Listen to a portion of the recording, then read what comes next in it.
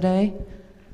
Thank you everyone for coming and welcome to today's session on what is medically complex daycare. My name is Max Hannon and joining me today is Claudia Orms.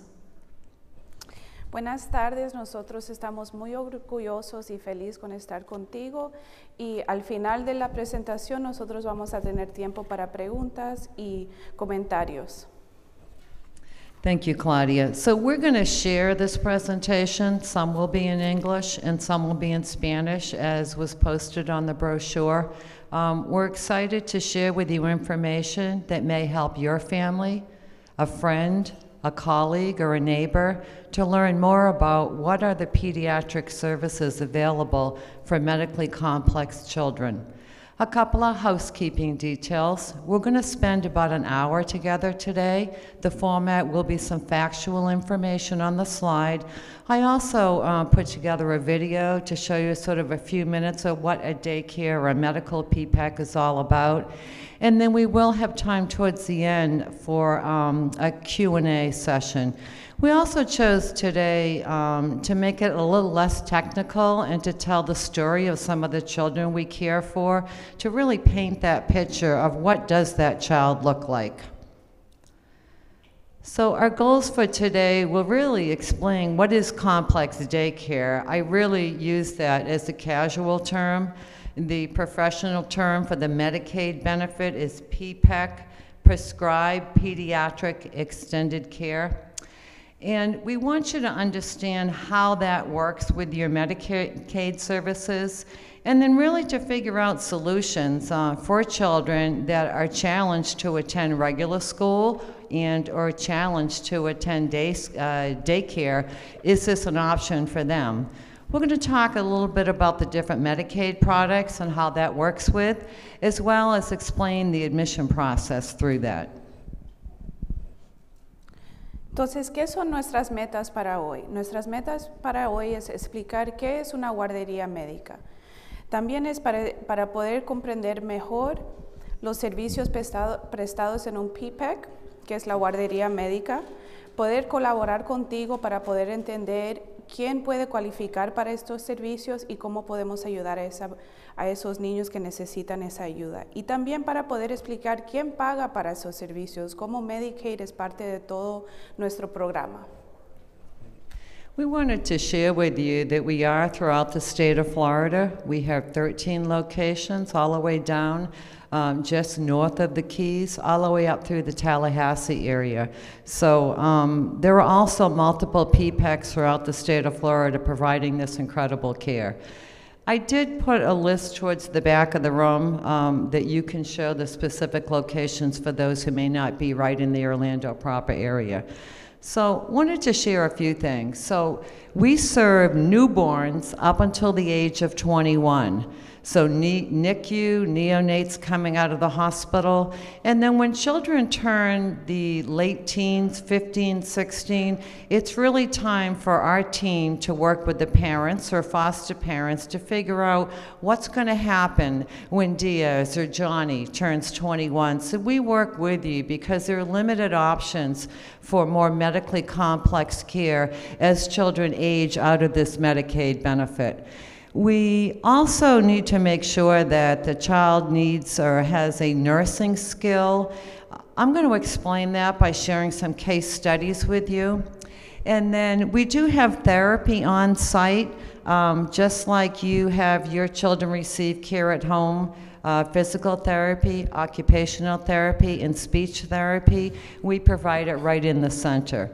We have physicians that we work with, your primary care physician, neonatologist, we work with your pulmonologist for your asthma, sickle cell, GIs, endos, all of those specialists that some of your children or loved ones may be seeing. And then really our goal is to help these children thrive. Many of our children graduate from this medical complexity care and mainstream into school or mainstream into daycare. But for others, this will be a lifelong benefit up until they turn 21, and then we're going to assist the family and loved ones for that next phase in transition to home. Entonces nosotros somos, como explicamos, una guardería médica. Nosotros damos servicio para niños recién nacidos hasta los 21 años. También nosotros ayudamos a los niños que ya están por cumplir los 21 años. ¿Qué son los próximos pasos que ellos necesitan tomar para poder seguir recibiendo el cuidado que necesitan? Nosotros tenemos terapias en el centro, entonces lo hace un poquito más fácil para lo que ellos necesitan. Si necesitan terapia física o terapia del habla, nosotros podemos ayudar con eso en el centro. Nosotros también tenemos 13 ubicaciones locales, desde Los Cayos hasta Tallahassee. Nosotros trabajamos juntos con los médicos, los doctores primarios y también los especialistas. Y también nuestra meta es para ayudar a los niños a prosperar. And we wanted to share with you some stories. I think it paints a better picture of the type of children that we do care for. So Claudia is first going to share a story about one of our children by the name of Terry. Este niñito se llama Terry. Él empezó con nosotros recién salido del hospital. Él tenía muchos problemas del pulmón. Entonces lo que nosotros ayudamos con es poder ayudar con los medicamentos, los tratamientos que él necesitaba para poder empezar a respirar más frecuente y más correctamente. Él ha estado con nosotros casi 4 años y poco a poco cada año él se mejora un poquito más. And then I wanted to speak a little bit about what is this all about? So it's skilled nursing care, and that's really about a registered nurse needing to treat a sign or symptom of that diagnosis. So it could be if your child has asthma, giving them that albuterol or that jet neb treatment. It could be if your child has a seizure disorder, monitoring the triggers for the onset of a seizure, administering medication, and then follow up to find out how that child handled that medication in response to it. It can be focused on nutrition. A lot of our kids have little tummy tubes or little NG tubes that you may see. Obviously, social service is a part of this, and I certainly will share with you, COVID has changed our world too. So as a result of many more children facing food insecurities, I think our role has really had to step up and help some of those families with those needs. Obviously, recreation. And then the transportation benefit is provided by the Medicaid insurer, and it's really helped families. That van comes to our center, picks up a clinician from our center, drives to your home, meets you at the front door, picks your child up, and drives back to the PPEC. At the end of the day, the same thing occurs. One of our staff members gets on the van and drives back to your home and gives you a report and has you appropriately sign off that, you know, Diaz or Johnny has appropriately arrived home. So it's a great benefit for those that work, those that are raising other siblings. So we're happy that that is there, as well as access to medical care. You know, early on we recognized that not everyone makes that 6-month appointment with the pediatrician or the GI. So again, you know, sort of a changing role during COVID was for us to really help with the family managing the amount of physicians you need to see, setting up telemedicine visits when it's appropriate to reduce risk and exposure for those high-risk children. So we played a kind of a different role. I'm going to have Claudia share this in Spanish now. So, ¿qué son los servicios que nosotros probamos en el centro? Nosotros damos enfermería especializada. Nosotros hacemos cuidado respiratorio si tu niño o tu niña tiene asma o necesita tratamientos de respirar. Nosotros también ayudamos con nutrición. Nosotros tenemos varios niños que tienen tubos en el estómago o en la nariz que ayuda cuando ellos necesitan ayuda para comer. Nosotros podemos ayudar si necesitan subir de peso porque no están recibiendo suficiente nutrición. Nosotros hacemos las terapias y también una cosa que nosotros no pensamos es los servicios sociales, en que ellos pueden interactuar con otros niños que están en el centro y no estar en la casa solos. Tú sabes, eso los ayuda también a desarrollar. Nosotros también probamos transporte que los recoge de tu casa, los lleva al centro y después lo recoge del centro y lo regresa a la casa. También todos los transportes trae uno de nuestras enfermeras en el transporte, so ellos no estarían solos. Oh, sorry, go ahead. Sorry. And so the PPEC advantages are, you know, when COVID hit, ACA is our overwhelming regulatory authority. They took a look at our model, and we're not a regular daycare. So they deemed PPECs, prescribed pediatric extended care, and I'll probably refer to them as a medical daycare, as a viable service for these children. One of the things we do is a head-to-toe assessment every time the child comes in. So if we tend to hear maybe their lungs are junky and maybe they're filling up with fluid or not doing well, then we will call the pediatrician and or pulmonologist and get a breakthrough order to give an extra treatment or whatever that physician feels would assist that child. So greater adherence to really medical plans of care is part of, I think, the success of a PPEC. And then to socialize. If the child receives similar services from home care in the home, then that child is not exposed to their peers. I think an example comes to mind. I had an 84-year-old grandma come in. Mom was not in the picture. Dad was incarcerated. He was 5 years old and he had a G-tube. One of the things she was challenged with was not helping with the G-tube was that he wasn't potty trained yet. And the high expense of diapers was a challenge. So we admitted him, and within 6 weeks, he was potty trained. Grandma could take him out to social situations. Church was big in their life to worship on Sundays. And so it's things like that sometimes you don't think about that maybe aren't truly complex, but really help that family out. Both in the peer pressure and then the fiscal component to it. We do run a couple of home care companies down in Dade County and in Broward County, and we took a look at the model of the cost to Medicaid. For 3.5 hours of an RN in the home, that Medicaid cost is equal to 12 hours of care in a PPEC for the same amount of cost. And so I think all of the PPEC providers in Florida are trying to be really good stewards of those resources because as I had shared, so many of these children may need these services really for an extended time. También algo que nosotros ayudamos en el centro es reducir las visitas al hospital, porque nosotros tenemos tantas enfermeras que pueden ayudar a monitorar los medicamentos que ellos tomen, los tratamientos que ellos hacen, y eso también ayuda para que ellos no tengan que ir tan frecuentemente al hospital. Nosotros, como mencioné antes, que ellos pueden socializarse con los otros niños en el centro, las terapias, y también en el centro ellos pueden recibir más horas de terapias en vez que si tienen ayuda en la casa es casi la mitad de las terapias, de las horas de terapias.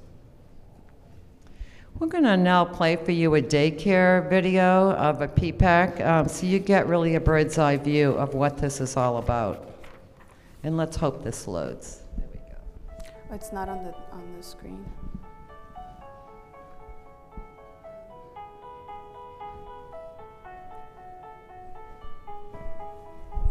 A medically fragile child has unique needs that require skilled medical attention, whether temporary.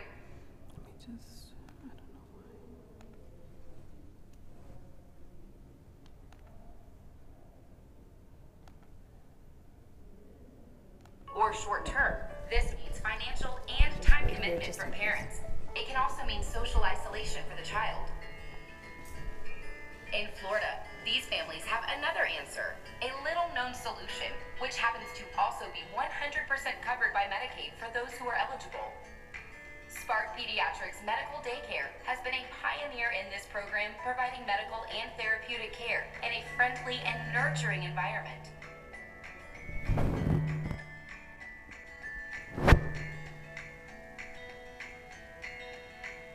Licensed and regulated by the Florida Agency for Healthcare Administration, Spark prescribed pediatric extended care centers are staffed by highly skilled and qualified nursing professionals and therapists, offering up to 12 hours of daily health-focused care and therapy services.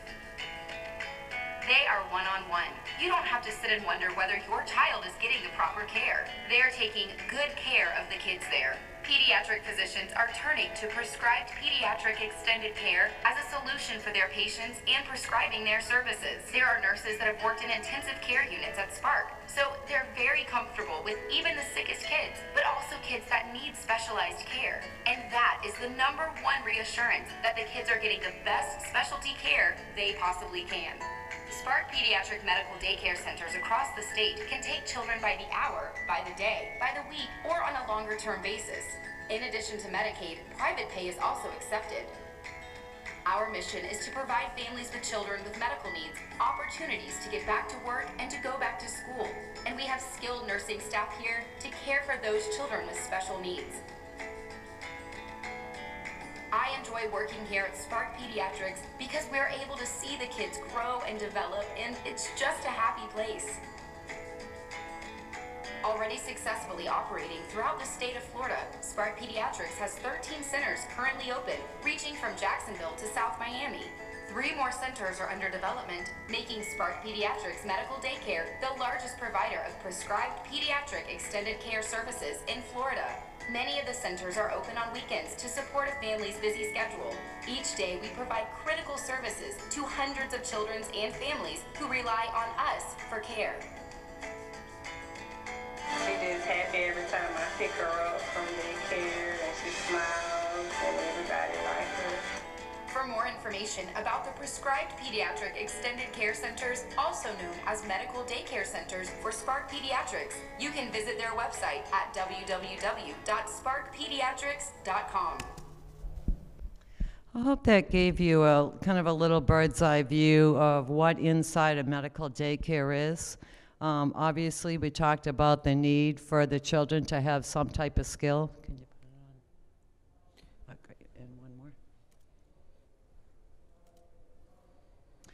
So, who are the patients? Well, in the last several years, the amount of children born between 22 and 23 weeks old has considerably grown.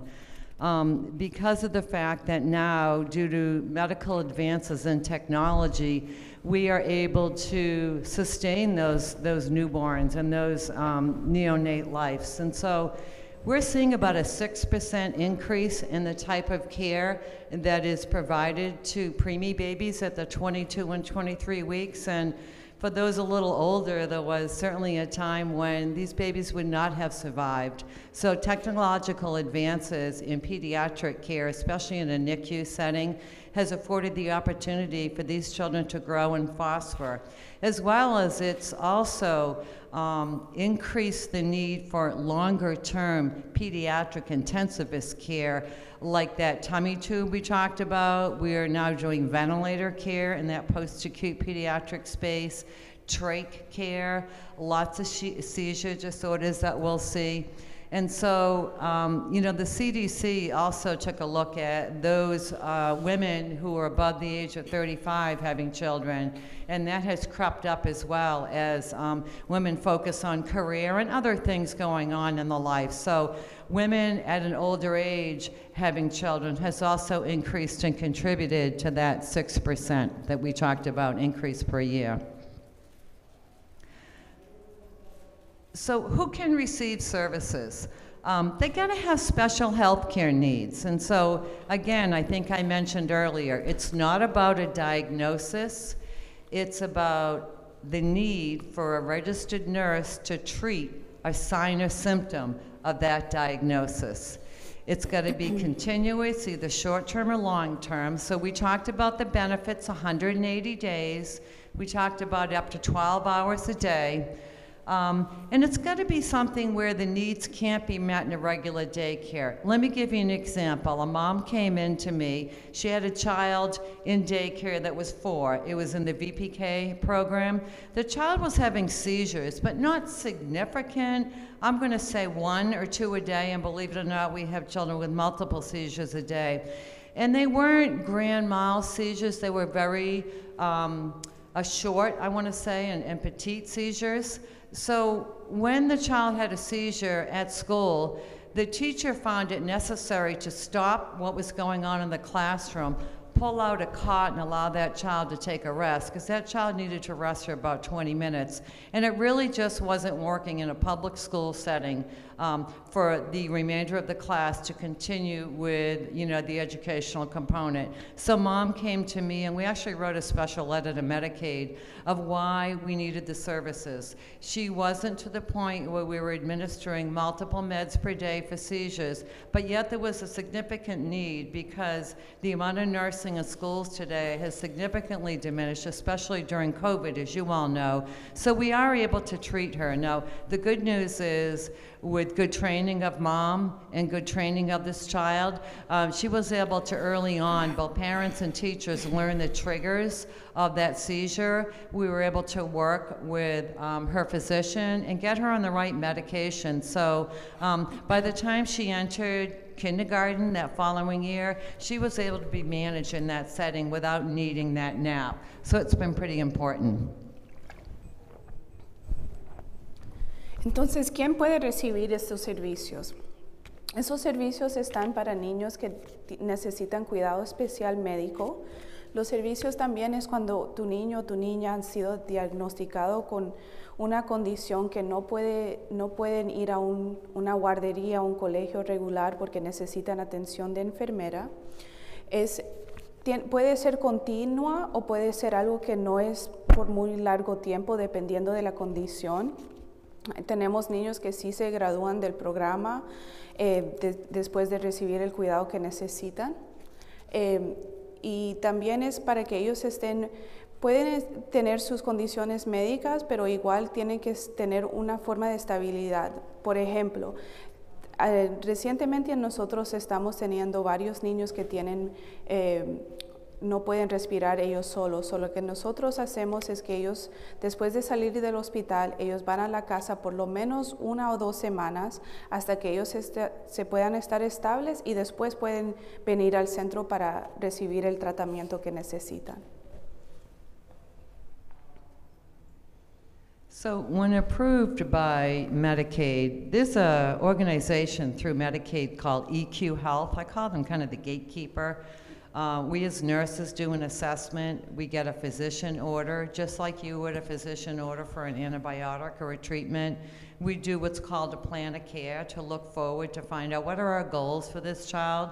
The primary or specialist signs that, and we submit all this to Medicaid, to an organization called EQ Health. Ultimately, the nurses and physician overseeing the eligibility for PPEC services determine that. From time to time, there may be a disagreement, and we will go to a fair hearing, and there are a couple of measures and steps that we work with parents to walk through that process if for any reason they weren't able to get that eligibility for them. Ok, entonces, ¿qué procede después que ya ellos están aprobados por Medicaid? Todo lo que nosotros hacemos en el centro está transmitido por una compañía que se llama EQ, que es entre medio del centro y de Medicaid. Entonces, ya cuando ellos están aprobados para los servicios, ellos ya pueden empezar a atender el centro, también pueden empezar a recibir sus terapias. Ese servicio está 100% cubierto por Medicaid. Tenemos algunos, no muchos, que pagan privado. Nosotros aceptamos cada seguro que es atrás de Medicaid. Thanks, and I just want to add that it doesn't matter if you have Sunshine, if you have Humana, if you have WellCare, all of those Medicaid programs provide the services. The PPEC is actually paid separately, and your insurance will pay for the transportation and the therapy in the center. I know that Claudia shared a case study about Terry with you and what made that child eligible. I want to talk about Jack. Jack has autism and he is developmentally delayed. We receive about, I'm going to say 30% of inquiries from parents and physicians that do refer autistic children to us. Our challenge with eligibility is, in addition to being diagnosed with ASD or developmental delays, they also need to have a medical condition, again, that would require a registered nurse to treat or sign a symptom. So we do obviously have multiple children on the autism spectrum. They have a tummy tube, they have a seizure disorder, there's cardiac issues where they're wearing a monitor, they may be diabetic, a juvenile diabetic. So autism alone as a diagnosis does not make a child eligible under the Florida Medicaid program. So I wanted to clarify that, and I certainly have a lot of discussions. So we meet with the parent and all of the folks that work at Spark, and really any PPEC in the state of Florida. I want to support the delivery of this care. We're able to refer those parents to an appropriate agency for support. It may be ABA therapy or another type of support that would benefit that child. So again, in summary, you know, Jack, this dear young boy was on the autism spectrum with developmental delays, but he did not have a medical condition that required skilled nursing intervention, so therefore he was not eligible for the PPEC Medicaid benefit. Well, COVID hit, and we really had to kind of change the way in which we did business. I'm sure all of you, it changed a lot. It's a changing world for us. So we took a look at what do we need to do different. ACA, our governing body, as I had shared, determined that we needed to stay open during the pandemic because of the fact that we do that daily assessment. Those children with a breathing disorder or a cardiac condition, we can early on identify a potential exacerbation, and instead of mom or dad or grandma bringing that child to the ED or emergency room or being hospitalized, we're able to get a PRN or an as-needed order for that child and treat that sign or symptom in the post-acute or outside of the hospital setting, whereas you know the opportunity to be exposed to COVID and that risk is very high. So I think that's one great. We had to put an infection control plan together. I mean, a lot of the nurses I've worked with have never been through a pandemic. We obviously went around during the Spanish flu, so the H1N1 did not prepare us for COVID. So we wrote a lot of protocols that were adopted across the state for PPECs. Those testings that you're hearing about, I think there was a time a couple months ago when the CDC moved from sort of a testing mentality to a symptom mentality. So all of those things are a part of our daily life. We used to have moms and dads and grandmas and foster parents come in and visit children during the day. We've really limited that to limit the exposure to children. We do check your temperature when you come in. We ask those questions like your pediatrician asks, signs or symptoms have been exposed, and that kind of thing. And so, you know, hand washing procedures, it's been a little tough with some of the medically complex children. We do have an isolation room for those that require that, especially if it is some type of aerosol treatment that we're providing, because obviously that exposure is a little bit higher. So just to kind of give you an idea of that. And obviously we did follow all the guidance from both CDC, Department of Health, and ACA as well. Entonces, ¿cómo la pandemia ha cambiado nuestro mundo en las guarderías médicas? En primer lugar, lo que nosotros estamos haciendo más frecuentemente es desinfectando todo, recordando que todas las enfermeras usen mascarillas, usan guantes. Es bien difícil para que los niños pequeños usen máscaras por, tú sabes, sus condiciones médicas, si necesitan terapia respiratoria. Entonces lo que estamos haciendo con ellos es simplemente haciendo lavados de la mano más frecuente, chequeamos la temperatura cuando llegan al centro. También nosotros tenemos un cuarto que si uno de nuestros niños llegan y los padres no lo pueden venir a buscar y están con fiebre o algo, nosotros tenemos un cuarto que está separado de todos los niños para poder ayudar más precauciones que necesitan el centro. So we put on the back table some brochures that have information. It's certainly about Spark, but it's about PPECs in general, and we encourage you. Some of those are in English and some are in Spanish as well.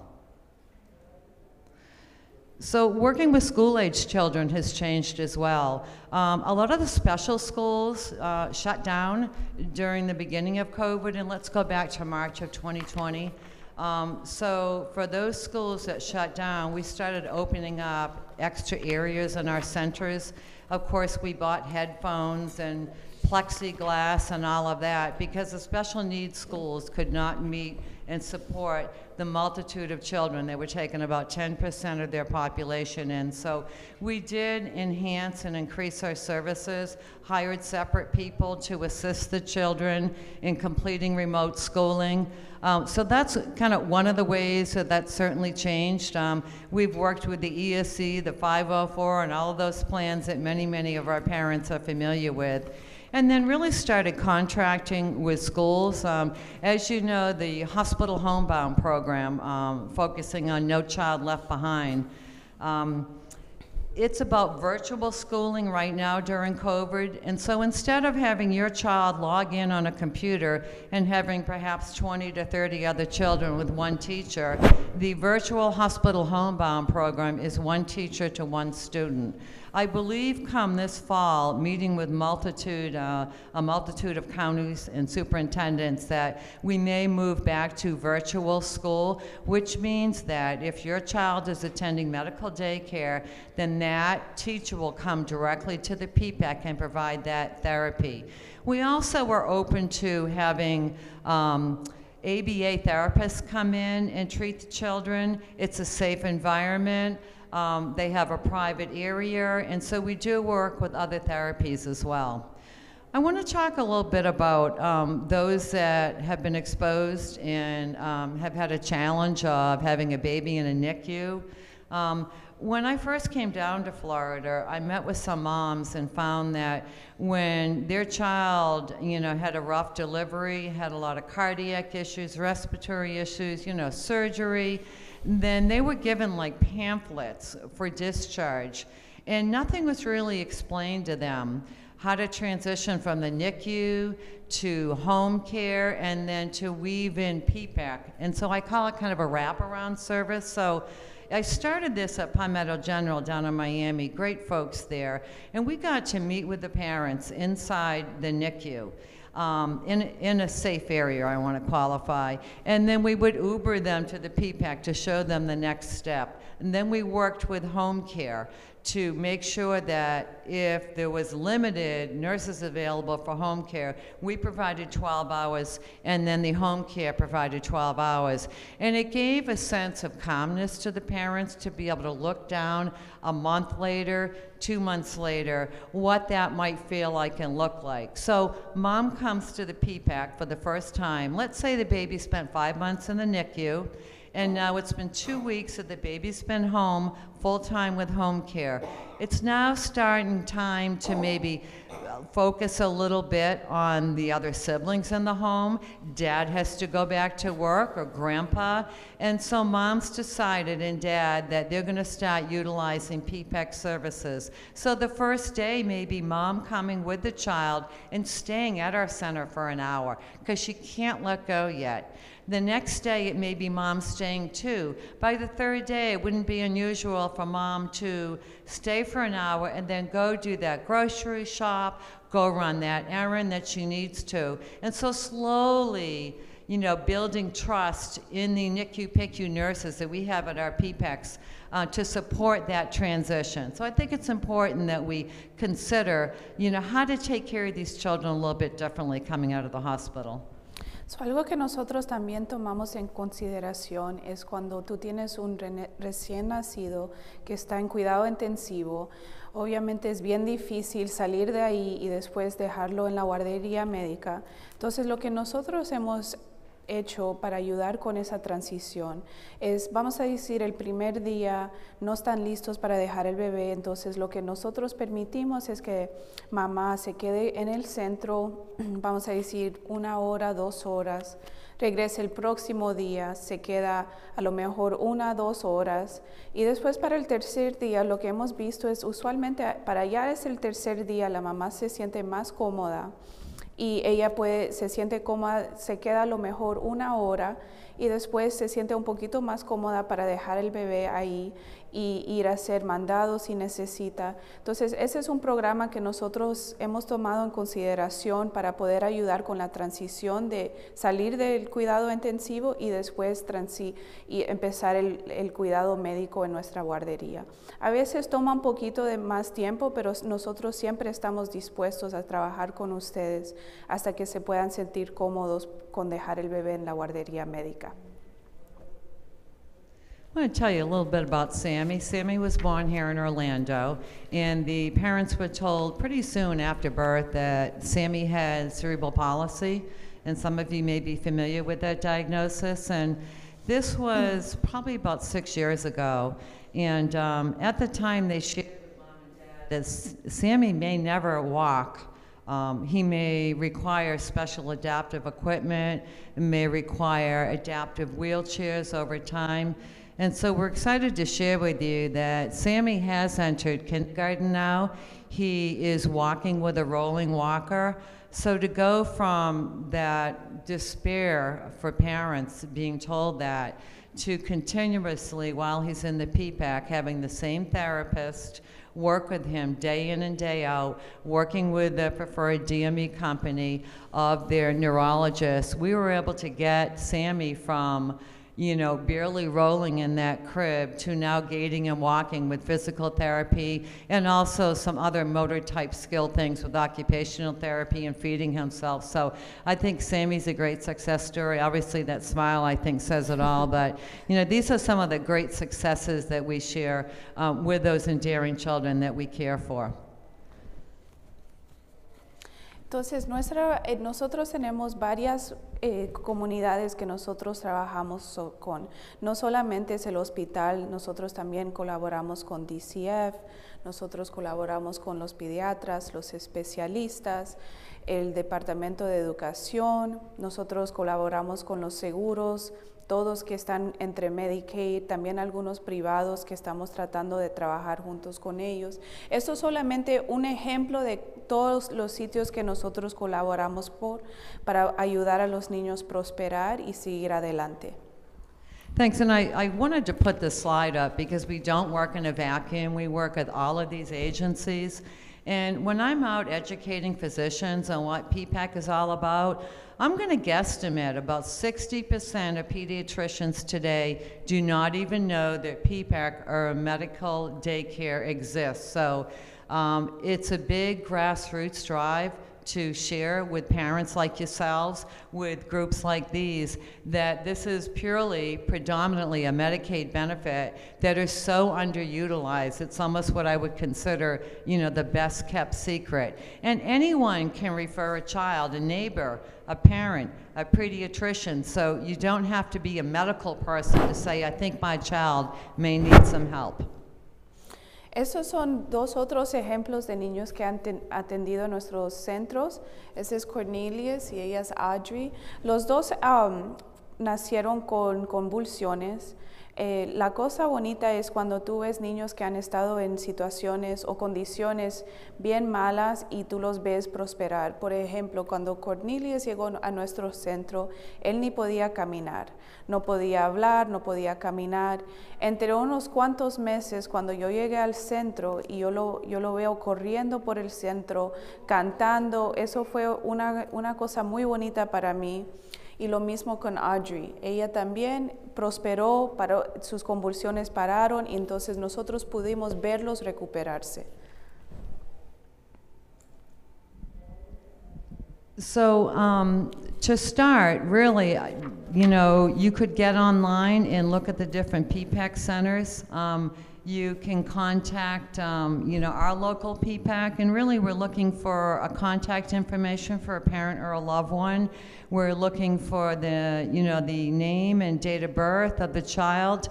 I did leave a couple of slips up there, typically in a Q&A session because it's about private medical care for children. We may not do a large Q&A, but if you have more global questions, we will open that up. So I left some forms in the back that I could personally or privately follow up with you. And as I said, predominantly, this is a Medicaid program. About 99.9% of these children have Medicaid services. There are a couple of Medicaid options that don't necessarily take into account the parents' assets. So you do not have to be that 130% of the poverty level. And we do have those links on the website. So in summary, medical daycare exists for children that have a medical condition that really needs nursing help. They can be very short-term, a couple of months, maybe an IV, might be a motor vehicle accident, could be a near drowning. In Florida, could be a NICU baby who's really growing and prospering and putting weight on. So again, Medicaid pays for that care. And then it's all about that medical condition. And then we also refer families to other community agencies when they don't quite make it. Like we talked about Jack that had autism, but didn't have a significant other medical condition that required that. So you can certainly log on to our website, sparkpediatrics.com, and learn more information. And I encourage you to reach out to other medical daycare centers in your respective community. Just want to show you a couple of pictures of the different PPECs if you haven't seen them. Might look like a regular daycare, but there's also a therapy area, a gym area, a lot more regulations than one might think. Now, this picture is pre-COVID. I want to qualify that. You don't see the mask. But, you know, these children deserve to have that fun time, just like other siblings do in a typical daycare. So we have done pool parties and that type of thing. We also have a fair amount of registered nurses that are male to fulfill that role, the uncle, the dad. So it's been well received from our families. And then we also do different holidays. I know moms and dads on Father's Day and Mother's Day like to have, you know, little takeaways to bring home during the holidays. You know, all of that is done. Typically in August, and this was last August, we had the fire department, just like your daycare would, come by, and these kids had the greatest time. It was very special for them to enjoy that. Ahora vamos a tomar preguntas. Si tienen preguntas o si quieren hablar con nosotros en privado de algunos niños que ustedes piensan que pueden beneficiar de los servicios. I want to thank you all for coming. Do we have any questions before we close? Do all the states have similar criteria? Okay, so the question. Oh, okay. So the question was, do other states have similar benefit to PPEC?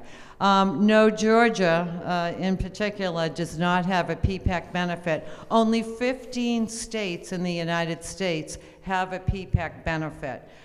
So unfortunately, not all children are being offered this vital service to meet their medical needs. That's a really great question. I expect that to change over time.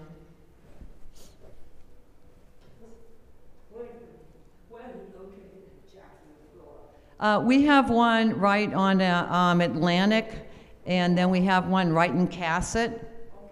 Okay, and matter of fact, we have a phenomenal DON that's a NICU PICU nurse. She's been with us multiple years, and she is fantastic.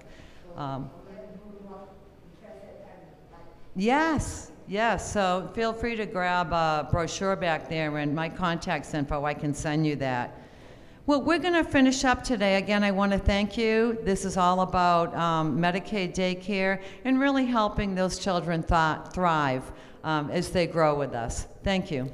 Gracias por estar aquí con nosotros. Realmente te agradecemos tu tiempo y todo eso se trata de ayudar a los niños a prosperar y seguir adelante. Mil gracias por tenernos.